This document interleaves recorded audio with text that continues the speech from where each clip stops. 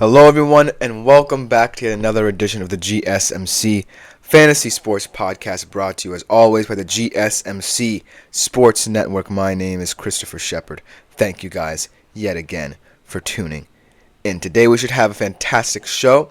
We are going to stick with some terms of betting odds today with the NBA MVP odds. The upcoming season is fast approaching, if you can believe it. So, why not look ahead a little bit at those odds? And then we are going to continue our IDP player profiles as well. Nice little crop of players here, both young and in the primes of their careers. So it should be an overall fascinating show. Before we get into any of that, I do want to remind you, though, yet again, to like, follow, and subscribe to the show and the network as a whole. Everything you do for this network is greatly appreciated by all. Also, if you do feel so inclined, please consider leaving a tip or donation at the link gsmc.cloud. It is a huge support to both me, my fellow podcasters, and ultimately the network as a whole. So anything you do is greatly appreciated on that front as well. You can consider leaving a question, comment, or concern as well, and it will be addressed or answered at the beginning of the next episode. Without further ado, let's jump right into today's show, which should be a fantastic segment to start off the day, sticking in the world of betting odds with the NBA. And of course, in a big man's game, this top five that I have prepared for you guys is very big man heavy. Although there are a couple guards, a couple hybrids, but there is a certain duopoly at the top of this list that we'll have to see if it can be breached during this regular season coming up. Without further ado, let's jump right into it. And starting off at number 5 is a guy who may not have the help anymore that he has had in the past, mainly due to age concerns and the way other people's styles of play around him have developed. But no matter, he is still one of the best players in the league, and that is the Greek freak, Giannis Antetokounmpo. Plus 650. I believe that Giannis is kind of one of those bets where you're betting on players around him to somehow sustain the brilliance of what Giannis can do. And that's a tough ask considering the players that he now has and how old they are. Chris Middleton's game is not necessarily, the most compatible with age, and as we can see, it's not necessarily aging as well as we thought it would. Bobby Portis is decent defensively. Offensively, sometimes he can get going, but not necessarily. And then Brook Lopez, as we know, one of those centers who can stretch the floor a little bit, but as he's getting older as well, there's a lot to be concerned about there. But when I look at Giannis, it's just too, weird to not consider him an MVP candidate, even though the team around him might not have the oomph to sustain him and the verve to really coalesce around him anymore. But that being said, I'm still comfortable saying that Giannis is a top 5 player in the NBA right now. I believe that he is well deserving of this list. It's just that the guys above him have better teams around him and better structures in place. And, Giannis might not always be a Milwaukee Buck. The Supermax extension was signed, but there are feelings and rumors that he could branch out and leave. But ultimately, as a Milwaukee Buck, they want the best years out of him now, and they are going to get them, no matter who he is playing with, because he is Giannis Antetokounmpo, and his style of play can't really be stopped by many. And so that's why I believe he is going to be someone in the reckoning for the MVP award. Coming in number 4 is a guy who, if he can just stay healthy, probably will win this award, and that is Joe. Well, it says here on my list that Joel Embiid was 4th, but no matter. We can go back and talk about Shai Gilgeous-Alexander a little bit, kind of spoil my intro for him, but Shai Gilgeous-Alexander might just be the best young player, or one of the best young players in this league. The only kind of true guard on this list. One of the other guys on this list who you might already know kind of plays that guard role, but not necessarily like Shai Gilgeous-Alexander or a typical 1 or 2 guard. But Shai Gilgeous-Alexander on a Thunder team that over-exceed expectations is a young core that will probably be stable for many years and is looking to compete in the NBA for many years ahead of schedule, and Shai Gilgeous-Alexander is a huge part of that. He's a 30 to 35 point per game averager. I think that that's only going to increase as the years go on and he becomes more volatile and versatile in his style of play. I really like how OKC is structuring this team, not necessarily around him, but to bring out the traits and attributes in him that can also make other players better. Because Shai's not just a pure point scorer, he's also a distributor of the ball. He also understands what it takes to defend. He's going to improve defensively as the years go on and as the Thunder become even more and more of a scary proposition in the league. I truly believe that at his core, Shai Gilgeous-Alexander is someone who should be in the MVP discussions, but might be overlooked mainly due to the fact that it is kind of becoming a big man's league. But he's always going to be there. And while I don't necessarily believe he's quote-unquote the best point guard in the game, he certainly is one of the most talented ones, and he certainly has the stats to back him up. Should he be in a tight discussion for MVP?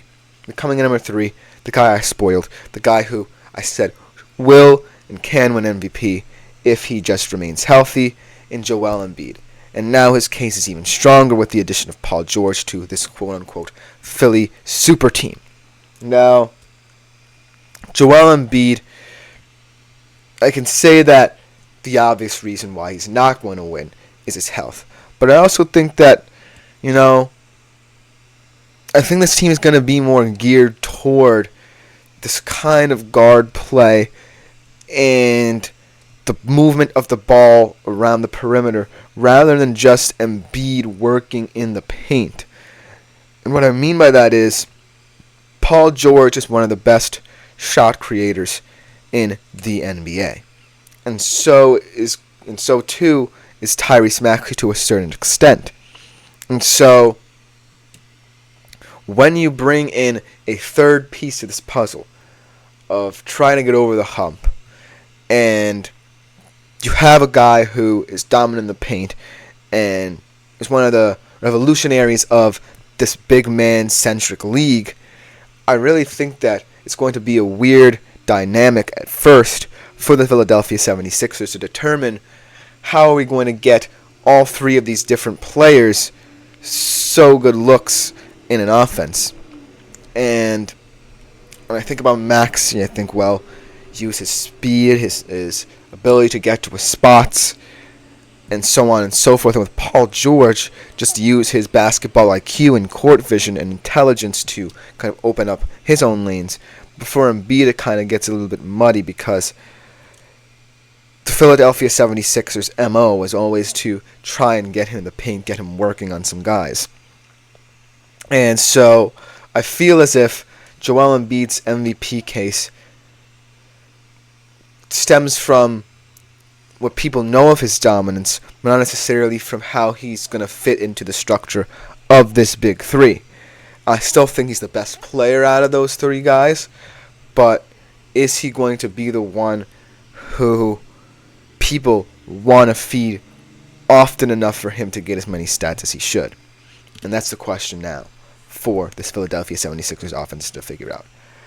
But without further ado, let's get into our top 2, who leaves no doubt as to who they are. The European duopoly at the top of the league right now. Number 2, Luka Doncic. I mean, I said that there was no other guards on this list, but this guy can just play about anywhere except maybe center because he doesn't necessarily have the traits for that. But I believe that Luka Doncic, when all is said and done, is going to be there or thereabouts for the MVP. I think that the Mavs are now well built enough to realize Luka's talents to kind of alleviate some of the burden that Luka had in the postseason. A full season of all of these players really working as a collective should help Luka Doncic not, quote-unquote pad his stats, but also be able to distribute the wealth where it's not just their main point scorer and the main focal point of their offense. It allows him to branch out a little bit more, make a more inside-outside presence felt by the Dallas Mavericks. I think that's the key to what makes the Mavs such an interesting team, because it can always be Luka and Kyrie taking over a certain game, but now you have pieces where the offense can get a bit more varied. And so that adds to Luka's kind of bag of tricks a little bit and really makes this offense pop. But in all reality, is he going to beat out this number one guy? Two very similar skill sets, but the guy ahead of him obviously is doing it at a much more unexpected position than Luka Doncic. And we all know who it is. Mr. Nikola Jokic. The picture says it all. I think that Nikola Jokic is just one of the most skillful players we've ever seen for someone of his size and for someone of his speed. He can immediately diagnose plays at both ends of the court. He can diagnose that he might have to take a shot. He can diagnose different passes. And he's one of the only players in the NBA where you can put him anywhere in the half court and he can go to work. Whether it be a no-look pass to a wide-open player in the paint or a fadeaway jumper off 1 foot near the top of the key. And this rare skill set, you might have to call it stat padding if you want, because that's what pundits are doing, because they're in utter disbelief that a player of Nikola Jokic's kind of skill set and size at the center position is doing this stuff. But at the end of the day, the fact that he plays like this at the center position just makes him more of an appealing candidate for MVP. And at plus 350, I forgot to mention all the odds. So Luka was at plus 370. SGA and Joel Embiid were both at plus 600. But at plus 350, Nikola Jokic and his bag of tricks really deserves that number one spot. And I can see no player in the NBA really holding a candle to what Nikola Jokic can do at the center position. And because he's a center, a lot of value and weight is placed on that in terms of voting. So, in terms of betting, I really think that Nikola Jokic is the safest bet for you guys. If you want a nice little long shot, though, I kind of like SGA as the only guard on this list, because who knows? Being a guard on a young contending team really could set you apart, so who knows? But that will just about do it for this segment. Coming up next, we transition to our IDP player profiles with a guy on a defense that's really looking to lock down everybody and maybe become one of the great units in the league. We'll be right back to discuss who that is on the GSMC Fantasy Sports Podcast. I feel like I'm losing my mind. Is everybody in the world blind? Please, Lord, give me a sign, a sign. I feel like I'm losing my mind. Is everybody in the world blind? Please, Lord, give me a sign, a sign. I wanna be the greatest. Everybody on the fake shit. I look around and feel like everybody is the fakest. I make this every day and I'm impatient, hoping one day I blow up from the basement. Statement, the top is so vacant. I don't hear shit that I think is amazing. Waiting for my day when I'm playing sold out shows for 1,000 faces. Hey, give me that crown, get in my way and to be put down. It ain't your place, all this my town. If I want that shit, then I'll get it right now. I'm losing it, the noose it fits. I'm losing shit, a stupid myth. You choose to live or choose to dip. You choose to fight or lose your grip and lose a gift. I feel like I'm losing my mind. Is everybody in the world blind? Please, Lord, give me a sign, a sign. feel like I'm losing my mind. Is everybody in the world? Hello everyone and welcome back yet again to the GSMC Fantasy Sports Podcast, brought to you as always by the GSMC Sports Network. Before we get into our second segment, which should be a good IDP player profile that we can dive into, I want to remind you yet again that if you do feel so inclined, please consider leaving a tip or donation at the link GSMC at Cloud. It is a huge support to both me, my fellow podcasters, and ultimately the network as a whole. You can also leave questions, comments, or concerns there as well, and they will be answered and addressed at the beginning of the next episode. So without further ado, let's jump right into our second segment of the day, our first IDP player profile of the day. For a guy on a defense that's really looking to take that next step into becoming one of the better defensive units in the entire NFL. They're locking down players and contract extensions left and right. But this guy kind of got lost in all the chaos of that a little bit. And he's in one of their best cores on the team in terms of the linebacker position. And I feel like he's the most versatile out of all these linebackers who are really excellent at one specific thing. And I just feel like he needs to be recognized. Without further ado, let's jump right into the player profile of the other, quote-unquote, Josh Allen. I think that the main reason that Josh Allen, the Jaguars' defense as a whole, really kind of gets overlooked is because when you think about the Jacksonville Jaguars, you think about this kind of transitional period on offense. You really are focused on the goings-on of Trevor Lawrence and how he's connecting to Doug Peterson and how that kind of coalition is working. When you look at the Jacksonville defense, they have a lot of really nice pieces to it. And no group is better, in my humble opinion, in this defensive front than the linebackers. So maybe that's why a lot of people don't really know the quote-unquote other Josh Allen. But I am here to tell you the main reason why he should be recognized, and he should be a high draft pick in IDP leagues everywhere. So without further ado, let's jump right into it.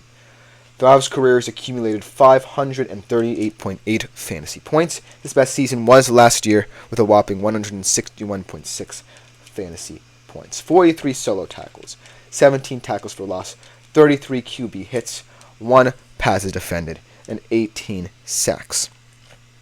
So that stat line is something you would expect out of like a TJ Watt or a Micah Parsons at the linebacker position. So the fact that I'm telling this is Josh Allen should really pique your interest. But here's why, like I said, he's gone under the radar.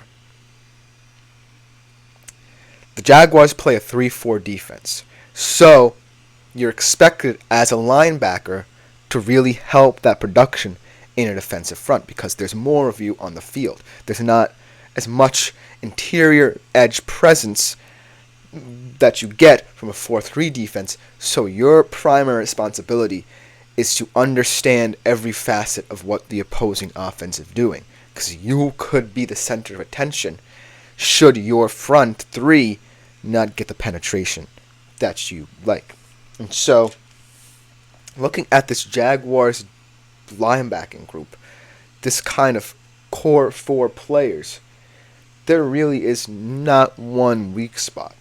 There are certainly players who may have performed up to par, but all 4 of these guys have to some extent quote-unquote made names themselves or are known in this league, or should be known by all in this league. We have Josh Allen. Then you have Foye Oluokun, who we'll talk about a little bit tomorrow, who might be one of, if not the best pure tackler in the NFL. Always sits around the 100 tackle mark when all is said and done.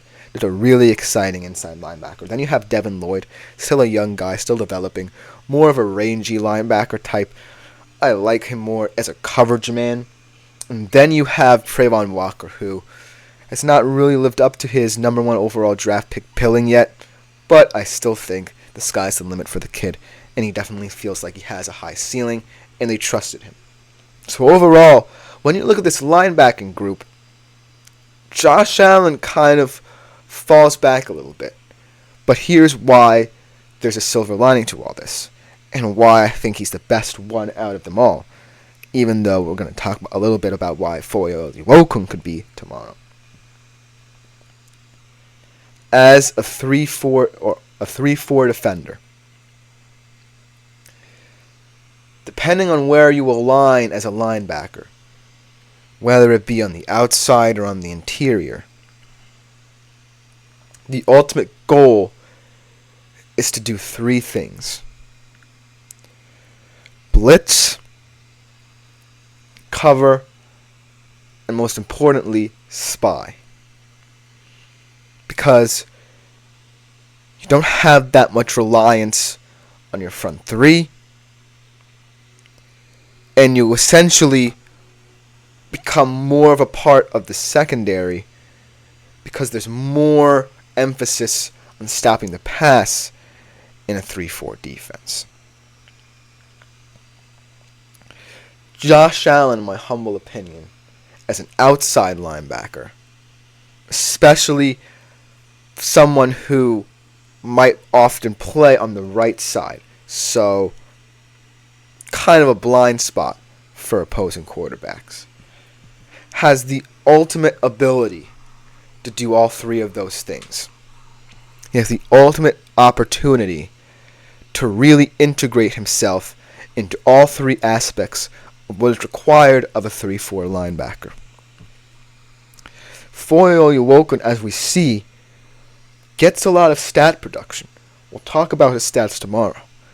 But a lot of it comes from making a last-effort tackle.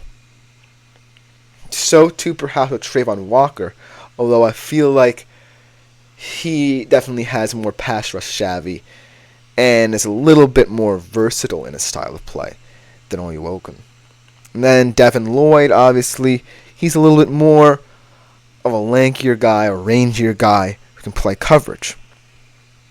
Which means that out of all four of these guys, each one of them has a specific trait that they can focus on in terms of distributing who is responsible for which role in this 3-4 defense. But Josh Allen combines all three so well because of his ability from that kind of blindside spot to really diagnose what this offense is doing. And what separates him and, say, Trayvon Walker, and the reason why Trayvon Walker may not have lived up to his expectations, is that Josh Allen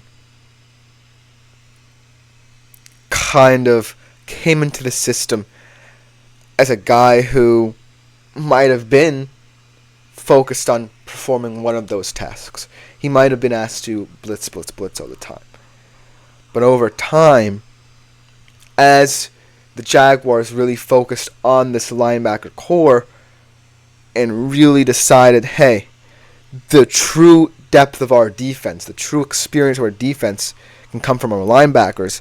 We can build a really scary group here. Get back to, say, the times that Miles Jack and I keep on forgetting his name, AJ something, those two guys were playing. Then we can be truly building something here. And so I feel like once they diagnosed their linebacker core as the group they wanted to build around defensively, they said, why not focus on truly developing Josh Allen into a guy who can do it all, and then supplement him with pieces that really fit the way we want to play. Let's get a guy who's a tackler, Foyo Iwokun. Let's get a guy who can kind of drop back in coverage, Lloyd. And then get a guy who can also help in the blitz, in Walker. And so I'm really, really, really fascinated and hyped about what this Jacksonville Jaguars defense is going to bring to the table this year, especially concerning Josh Allen, because when you have a player at the linebacker position who seemingly is going under the radar but putting up these fascinating numbers and is doing it in a defense that really hones in on the versatility of his skill set. I'm just excited to see how high he can go, how far he can jump, and I really believe that this defensive unit often doesn't get the respect it deserves. Now, the caveat of all of this is that maybe one person like Trayvon Walker suddenly, as the quote-unquote special blitzer, the one skill guy, suddenly evolves and gets a little bit more production than Josh Allen. Let's say, Devin Lloyd becomes an interception machine. Then you can think of Josh Allen a little bit lesser, maybe, because you now have these guys that can wear so many different hats that might be more attractive stat-wise in terms of an IDP league. However, though, when all is said and done, the player who should get all the plaudits is Allen, because not only is he doing something for this defense that requires so much intelligence and understanding about the linebacker position, a lot of small details kind of fall to the wayside. Josh Allen is certainly one of the more nuanced players, but people don't often recognize that, mainly because of you try to avoid certain players' deficiencies. But Josh Allen, I don't necessarily think is deficient anywhere as a linebacker. I think in this Jaguars defense, he's the do-it-all everyman who just makes sure that everything is interconnected. At the end of the day, he's going to put up the stats. He's going to be an appealing option when all of these other high-end linebackers are gone, but it's always going to be on the table. So don't forget the name Josh Allen if you're an IDP fan and you're looking for someone at the linebacker position. That will just about do it for this segment. Coming next, we transition to a young edge rusher who had an astonishing rookie year last year and is looking to build upon it as new pieces get added to his defense. We'll be right back to discuss him on the GSMC Fantasy Sports Podcast.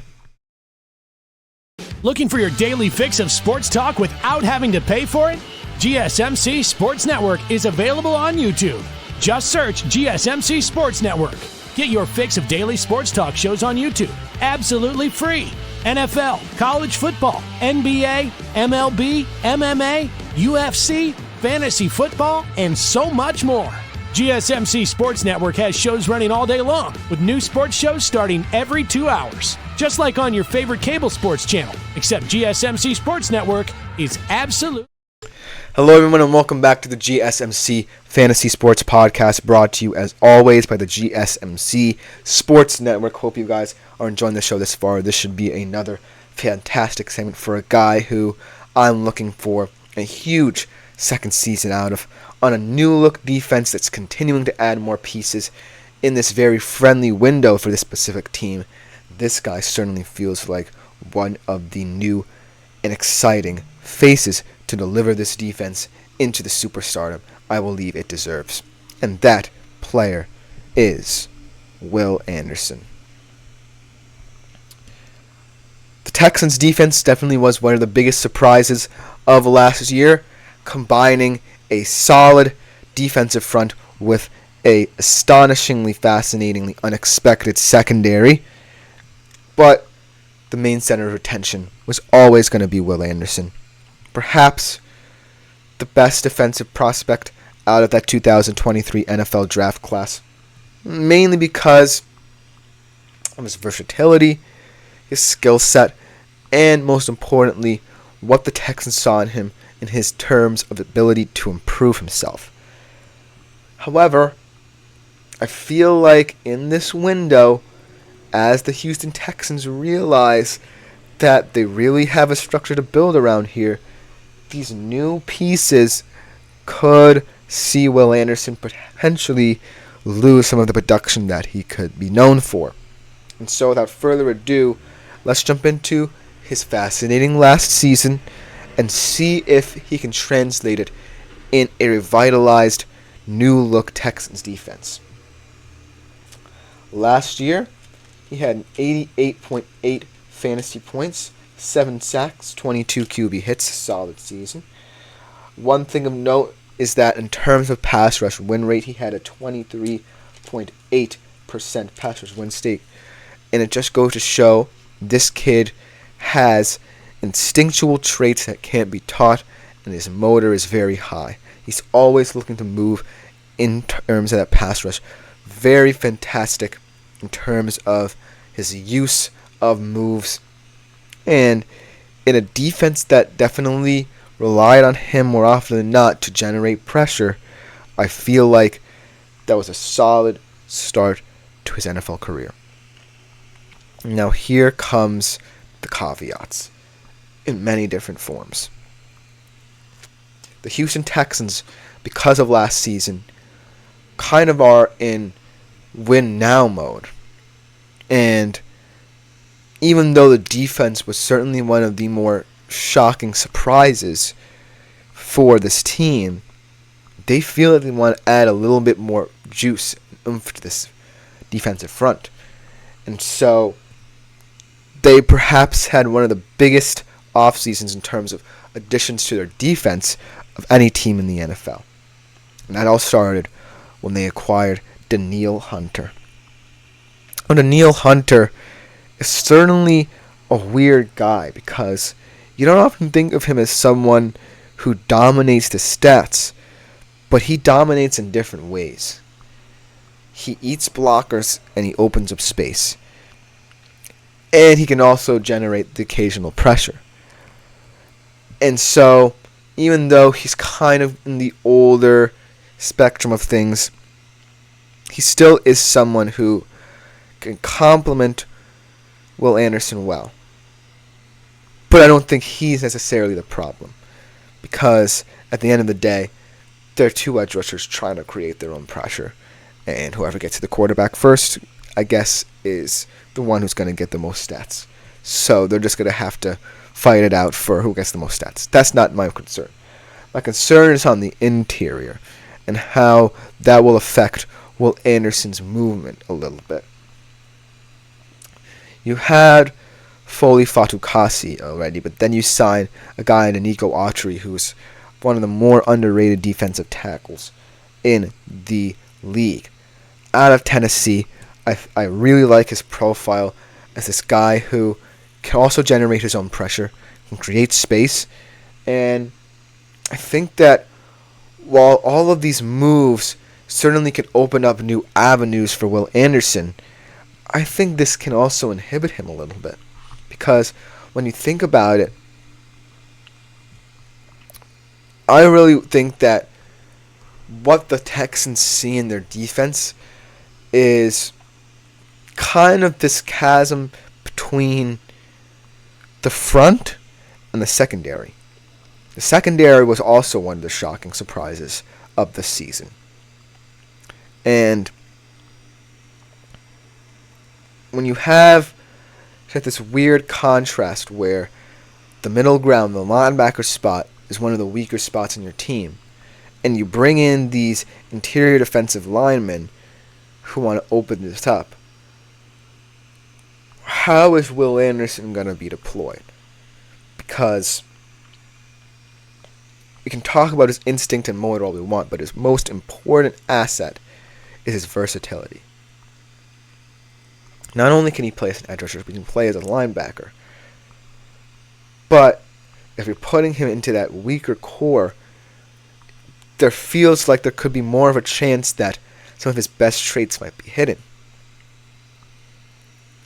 And so, if there becomes kind of this rift change or sea change in how the Texans feel like Will Anderson should be deployed, I feel like a lot of what makes Will Anderson so important to this defense could be lost a little bit. And so I really think that the focus should be on sustaining your two ends and making sure that Hunter really complements and brings out the best of Will Anderson, and not necessarily inhibiting some of the skills that Will Anderson has, because he definitely is versatile, but in certain areas I feel like he can be deployed in many different ways, and I don't want him to get caught up in how Will Anderson plays the game, because I really think focusing on that front four especially is highly integral to the Texans' success as a defense. That's where all your pressure is coming from. That's where all your players should be at the same level. They all should have this intensity and physicality to their play. And Will Anderson should be the guy to kind of lead this revitalized defensive front to the promised land. But when you add so many pieces to a team that certainly feels like its identity is already set, especially when you have such a very, very important defensive piece who's so young, definitely feels a little weird as to how the dynamic's going to pan out. Also, like I said, the secondary comes into play a lot here. I feel like if you're an opposing offense and you're diagnosing the Texans, I feel like you can get a lot of quick passes here. If you stay focused on working the middle of the field, kind of occupying the linebackers, kind of manipulating the front a little bit, then you might have a little bit of success. So that factors into how the Texans might use Will Anderson. If they feel like a lot more teams are passing on them, he might have to go back to the linebacker position, because ultimately he is their best quote-unquote linebacker, actually, if he plays there. However, he's not the best coverage man, which takes away his ability to blitz. This is a conundrum keeps on going in the cycle where Will Anderson Jr.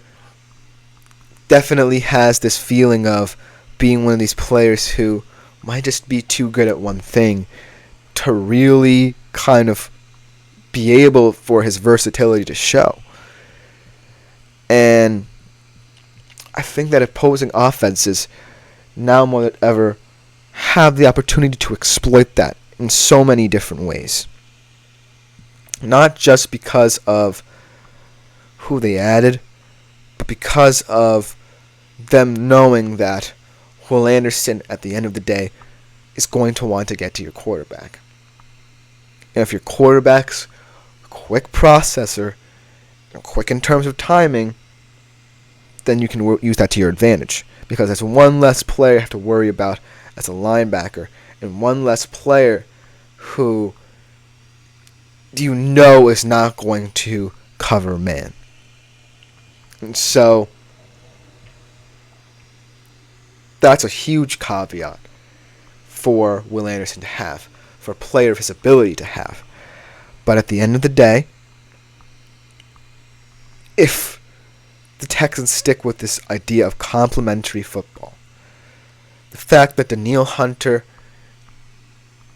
really is just going to build upon the foundation of what Will Anderson has set for the standard of this Texans defense, especially up front, and if Fatukasi and Autry can penetrate from the interior to kind of allow Will Anderson more freedom, then this whole project can work. And I really want it to work because Will Anderson, when all is said and done, could be one of the better players from this 23 draft class. The better defensive players especially. And the bottom line for this defense needs to be Will Anderson at its center. Because you can add more pieces. I completely get it as this team that wants to build for success. But it's all going to come from how you use Will Anderson.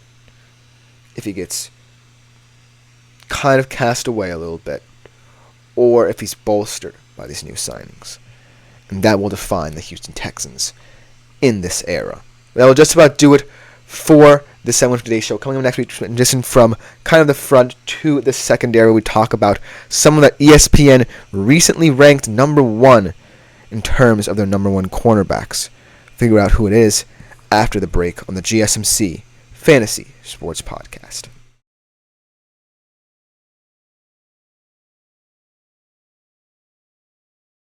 For the best and latest podcasts available anywhere, go to the podcast app on your cell phone and type in GSMC to access free content-rich podcasts on health and wellness, book reviews, sports, entertainment, relationships, social media, movies, technology, finance, and even weird news. Subscribe and download the GSMC Podcast Network's family of shows, available everywhere.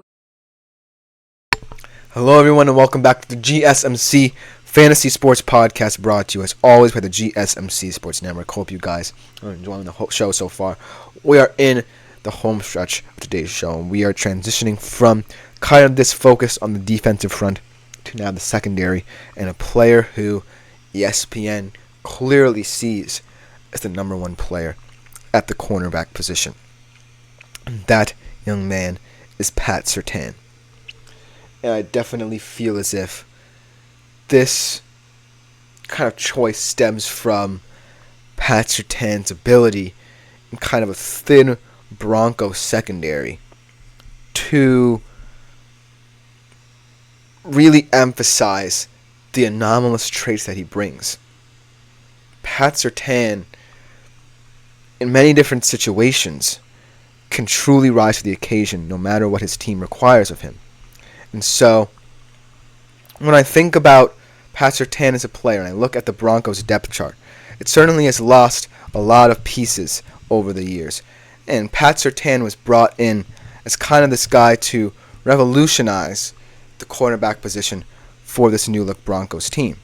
And so, I really think that ESPN might be kind of the kings of wishful thinking here for ranking Pat Surtain this highly, but in a secondary that's kind of in transition, I don't necessarily see familiar faces. Jaquan McMillan might be an interesting piece. Caden Stearns, I remember him from Texas, but looking at the secondary, it definitely feels like it is Pat Surtain's kind of kingdom here. And so, I feel as if ESPN are right in a sense, but they might be getting too ahead of themselves. Because how I kind of define a secondary player is if not only is he good, but the whole core around him is good.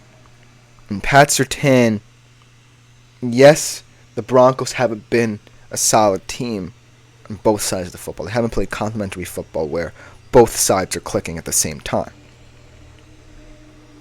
So, I really want to see if the Denver Broncos can shock people and get some wins strung together.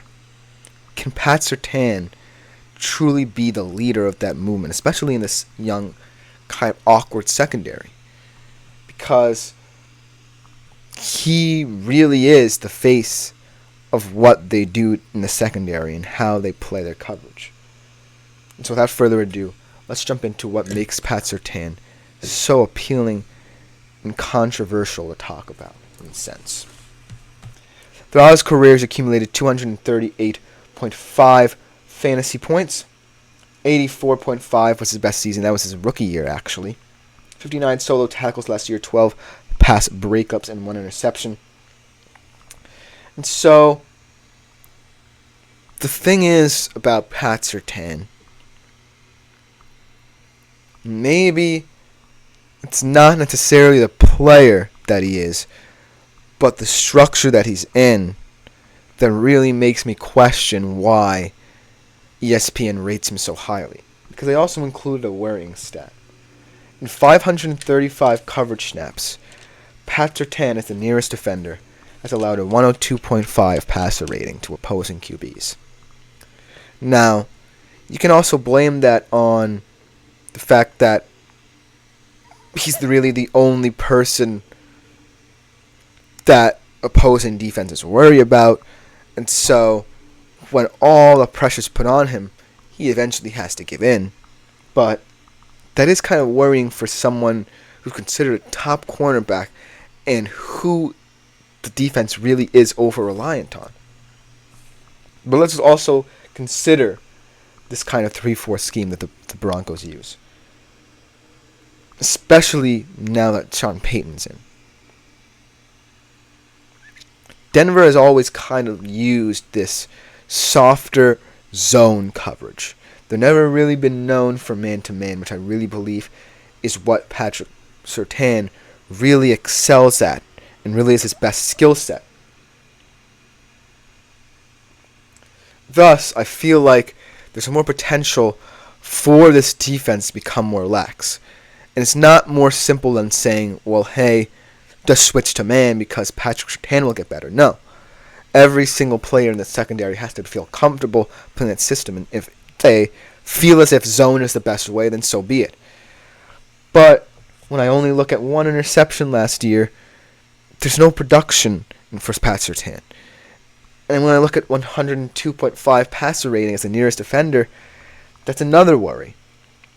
And so, in all reality, when we consider Patrick Surtain and we look at him as a player, do we really believe that he's a guy that, can really sustain being the focal point, the true focal point of the secondary for this much longer? No. And I think that Sean Payton and Broncos DC, I believe Vic Fangio is still there, really have to focus on, really have to bring out. And at the end of the day, it's safe to say that Pat Surtain is a fantastic cornerback. He deserves a top 10 spot.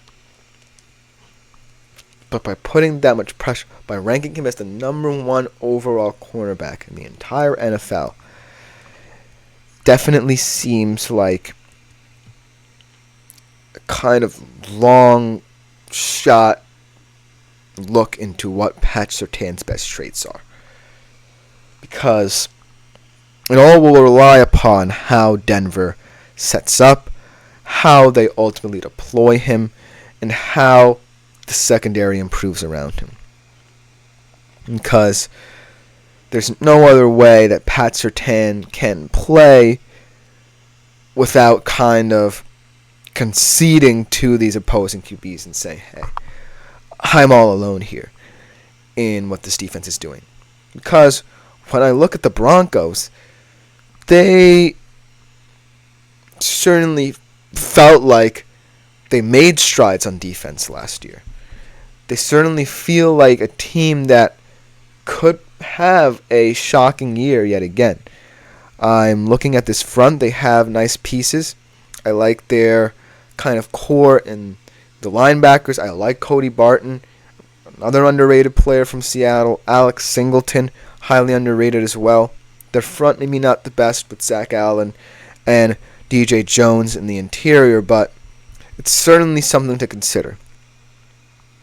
They certainly felt like towards the latter ends of the season, I feel like they found something. They found a formula that worked for them. And they certainly looked like a defense that had juice to it. But it's all about sustainability. It's all about what works best for what you believe you have. And if the Broncos don't diagnose that, then this secondary could essentially fall apart and crumble when they have one of the better players in the league at the cornerback position. And maybe it doesn't have to stem from the secondary. It stems from the defensive front. Because if you have a good defensive front, passes get interrupted and the secondary gets a little more confident and they make more plays. Maybe it's just about generating that level of pressure where you feel like your secondary doesn't have to be left in the dust. And so, no matter what, the Denver Broncos have to finally find a way to complement Patrick Surtain's best traits, incorporate them into their defensive schemes, and B, make sure that everyone around him, including the defensive front, knows that this secondary really needs pressure in order to feel comfortable about itself. It really needs to rely upon the players in front of them to generate enough pressure so that they are not the ones just left alone, especially Pat Surtain, because eventually he's going to decline as more and more passes come his way.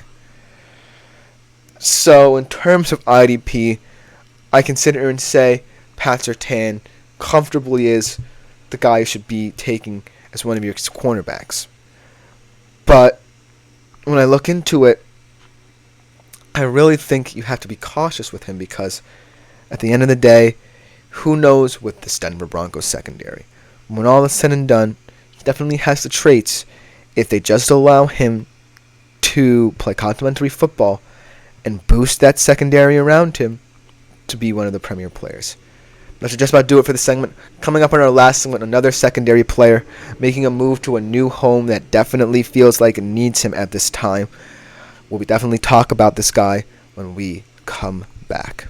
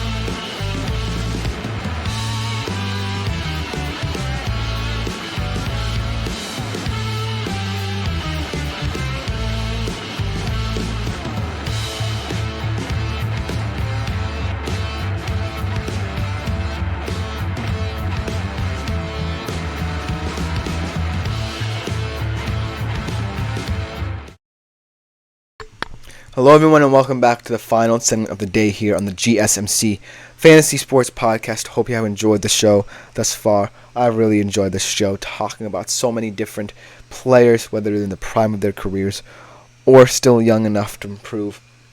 And this final player kind of is in the median of that statement. He falls into this category of a guy still in his prime, but now moving to a different team. We're going to have to see how this guy improves and see how he develops as a young safety. And that young player is L'Jarius Sneed. He makes this move to the Tennessee Titans from the Kansas City Chiefs, where he truly developed himself as one of the better safeties in the league. Fantastic coverage skills, fantastic safety, understanding this role, and working under one of the great defensive minds in Steve Spagnuolo. Now moving to a Tennessee Titans secondary that certainly feels, in certain ways, very odd. And so, I just wanted to focus on L'Jarius Sneed in particular because I actually had forgotten that he had become a Tennessee Titan. And I really think that he's in a place where his assets and tools could come into play. However, there's another guy who, the less I say about him, the better, does come in. But let's focus on L'Jarius Sneed for now. Throughout his career, He's accumulated 406.1 fantasy points. His best season was in 2022, where he had 143.6. Last season, 60 solo tackles, 5 tackles for loss, 14 pass breakups, 2 interceptions. And I really think that L'Jarius Sneed is in a system that wants him, most importantly. I think that the Tennessee Titans, when I look at them, they're also one of those defenses that doesn't really have that depth and experience in the secondary. So bringing in L'Jarius Sneed definitely felt like a move that they were happy and comfortable with making. But, like I said, there's a guy who, the less I say about the better, just came into this Titans team.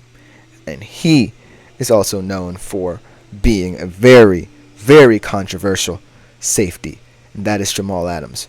Both of these guys play the strong safety position. Both of these guys have tendencies to blitz, especially Jamal Adams, because he was seen as Seattle's only source of pass rush over that time he was there. But both of them have in common another thing. They're both very injury prone. And so, when I look at L'Jarius Sneed, let's first look at him and then compare him to Jamal Adams.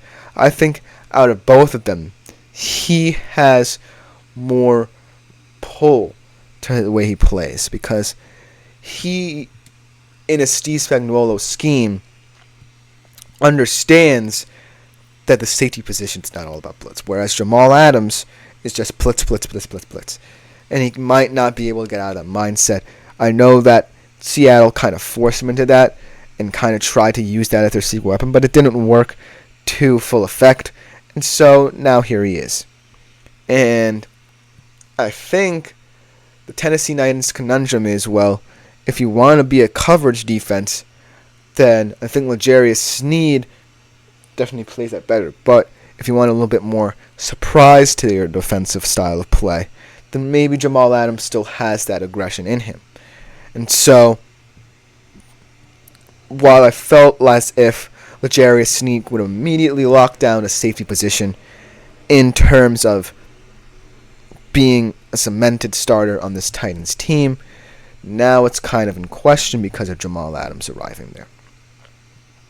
But when I look at, say, the front for the Tennessee Titans as well, I'm not sure this is the best. They added Tavondre Sweat to the draft.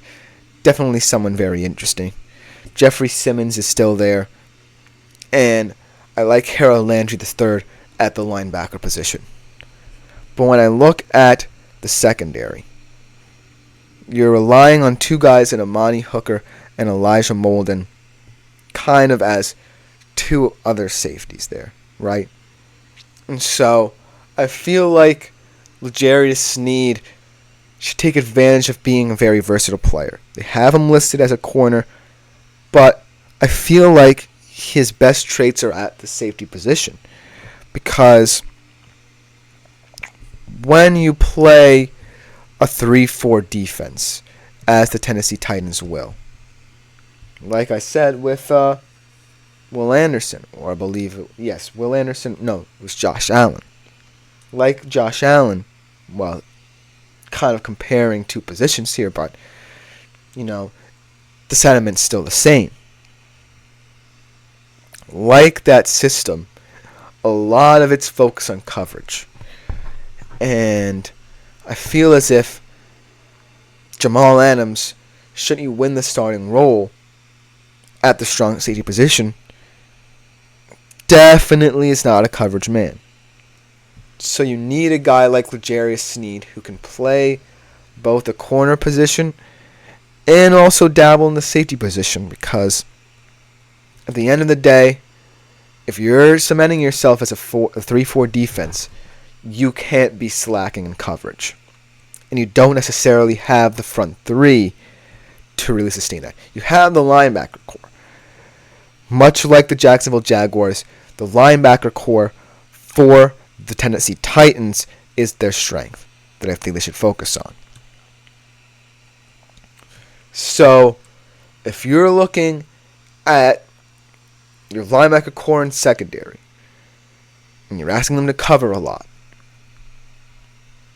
you definitely need someone who has been in a system like L'Jarius Sneed to really come through and cement himself as someone who can be reliable and potent in different levels of that secondary. Now let's kind of transition to Jamal Adams. I know this is a segment about L'Jarius Sneed, and I promise that there's a method to this madness in describing Jamal Adams because it's in contrast to what Sneed brings to the table.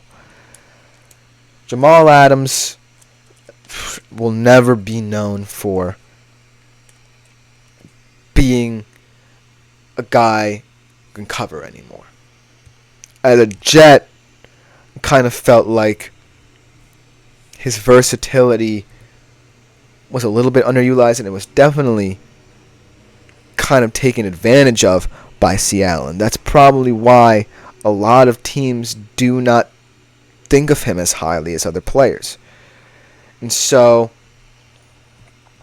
combining him and L'Jarius Sneed, I really want to see if the Tennessee Titans can get Jamal Adams to cover a little bit more. And also allow Sneed potentially be one of those surprising corner blitzers. Because Sneed here is the interesting variant in the system. Sneed is the one who has the most versatility. Sneed is ultimately in the prime of his career. And I feel like that acquisition can't lose weight to the Adams situation. Because Sneed's going to hold a lot more importance when all is said and done in the system. Now let's bring it back to Sneed's style of play. Like I said, in a Spagnuolo defense, when you're in the secondary, you could be asked to cover a lot, and you could be asked to blitz a lot. L'Jarius Sneed, the reason why I believe that he can't get lost in the limelight is because in a conference so crowded with speed and wanting to get vertical, you have to understand that yourself as a player has to focus on coverage. Coverage is always going to be the main reason that a team locks you down. But by being in a Steve Spagnuolo system, you also learn the element of surprise. Because Steve Spagnuolo always felt like he had to out-scheme better opposition. He did it twice in the Super Bowl. So, the question for the Titans is, are you going to carry over that? Because by picking up Jamal Adams, that eliminates what you can get out of L'Jarius Sneed. L'Jarius Sneed does both so well that I don't think you even need Adams. So, the bottom line for summing up what L'Jarius Sneed is going to be for the Tennessee Titans stems from A, the carryover effect from a Steve Spagnuolo-led defense, and B, if the Tennessee Titans truly think that Jamal Adams can be more than just an element of surprise. If those two factors are figured out, then L'Jarius Sneed is going to be a sneaky pick for your IDP team. That will just about do it for today's show. Thank you guys so much for tuning in. I've been Christopher Shepard. Consider liking, following, and subscribing to the show. Consider leaving a tip or donation at the link gsmc.cloud. It is a huge appreciation by all involved at the network. Thank you guys yet again for tuning in. We'll be back at the end of the week to end the week better than ever tomorrow. Thank you yet again.